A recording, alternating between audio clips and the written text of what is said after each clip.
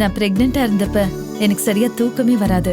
அப்பதான் என் husband காய்ரான் natural mattresses வாங்கிட்டு வந்தாரு. இதுல இருக்கு 100% organic fabrics, 100% natural latex. So எனக்கு கிடைச்சது 100% நிம்மதியான உறக்கம். காய்ரான் நேச்சுரல் மேட்ரஸஸ்.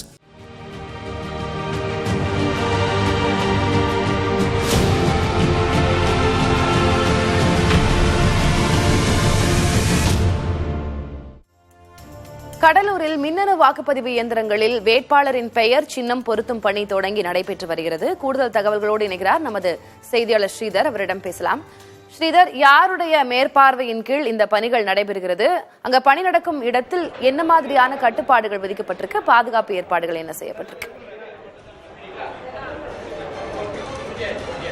கடலூர் மாவட்டத்தை பொறுத்த வரைக்கும் 9 சட்டமன்ற தொகுதியில் உள்ளது. இது 6 சட்டமன்ற தொகுதி கடலூர் நாடாளுமன்றத்திற்கும் 3 சட்டமன்ற தொகுதி சிதம்பரம் நாடாளுமன்றத்திலும் வருது. கிட்டத்தட்ட 21,23,000க்கும் அதிகமான வாக்காளர்கள் வாக்கு செலுத்த உள்ளார்கள். இதற்காக மாவட்டம் முழுவதும் விரிவான ஏற்பாடை கடலூர் மாவட்ட ஆட்சியர் அருண் தம்பராஜ் செய்துள்ளார். குறிப்பாக 198 வாக்குச்சாவடிகள் பதற்றமான வாக்குச்சாவடிகளாக கண்டறியப்பட்டு அதற்காக பலத்த போலீஸ் பாதுகாப்பு ஏற்பாடும் செய்யப்பட்டிருக்கிறது. அதே சமயத்தில் தற்போது இந்த ஏப்ரல் 19ஆம் தேதி நடைபெறும் இந்த வாக்குப்பதிவுக்காக தற்போது ஏற்பாடுகள் தீவிரப்படுத்தப்படுகிறது. குறிப்பாக நீங்கள் பார்த்துக் கொண்டிருக்கும் இந்த முதல் காட்சி என்பது இந்த வாக்கு இயந்திரத்தில் சின்னம் பொருத்தும் பணி என்பது தொடர்ந்து நடைபெற்று வருகிறது.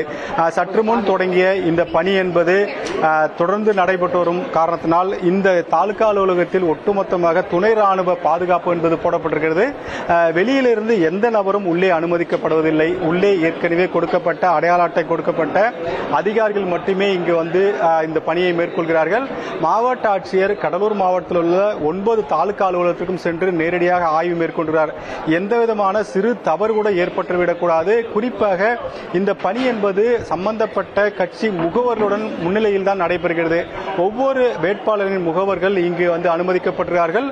அவர்கள் முன்னிலையில் தான் இந்த பணி என்பது தொடர்ந்து நடைபெற்று வருகிறது. இந்த இவிஎம் இயந்திரத்தில் தற்போது தொடர்ந்து வந்து முழுமையான கண்காணிக்கப்பட்ட பிறகு இந்த சின்னம் பொருத்தும் பணி என்பது தொடர்ந்து நடைபெற்று வருகிறது. கடலூர் நாடாளுமன்றத்தை பொறுத்த வரைக்கும் நோட்டா உள்பட 20 பேர் வந்து இதில் போட்டியிடுகிறார்கள். மொத்தமாக 19 வேட்பாளர்கள் களத்தில் இருக்கிறார்கள். நோட்டா ஒன்று சேர்த்து 20 வந்து இந்த வாக்கு இயந்திரத்தில் சின்னங்கள் பொருத்தப்பட்டிருக்கிறது. இந்த பணி என்பது நாளை முடிவடையும் என்று சொல்லப்படுகிறது. அதன் பிறகு ரேண்டமைஸ் முறையில் சம்பந்தப்பட்ட வாக்குச்சாவடிகளுக்கு இந்த வாக்கு இயந்திரங்கள் அனுப்பப்படும். அதுவரை பலத்த போலீஸ் பாதுகாப்பு, குறிப்பாக ஆயுதம் தாங்கிய போலீசார் முன்னிலையில் தான் இந்த பணி என்பது நடைபெற்று வருகிறது. வெளியாட்கள் யாருமே உள்ளே அனுமதிக்கப்படுவதில்லை. அனைத்து விதமான பாதுகாப்பு ஏற்பாடுகளுடன் தற்போது இந்த வாக்கு இயந்திரத்தில் சின்னம் பொருத்தும் பணி என்பது முகவர்களுடன் முன்னிலையில் நடைபெற்று வருகிறது. இதனை வந்து கடலூரை பொறுத்த வரைக்கும் ஆர்டிஓ முன்னிலையில் நடைபெற்று வருகிறது.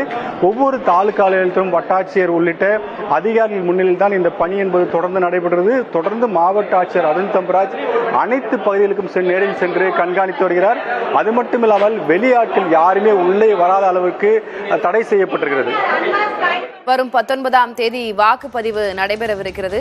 தேர்தல் அலுவலர்கள் அனைவரும் பரபரப்பாக அதற்கான முன்னேற்பாடுகளில் ஈடுபட்டுக் கொண்டிருக்கிறார்கள் பார்க்க முடிகிறது. கள விவரங்களை வழங்கியதற்கு உங்களுக்கு நன்றி ஸ்ரீதர்.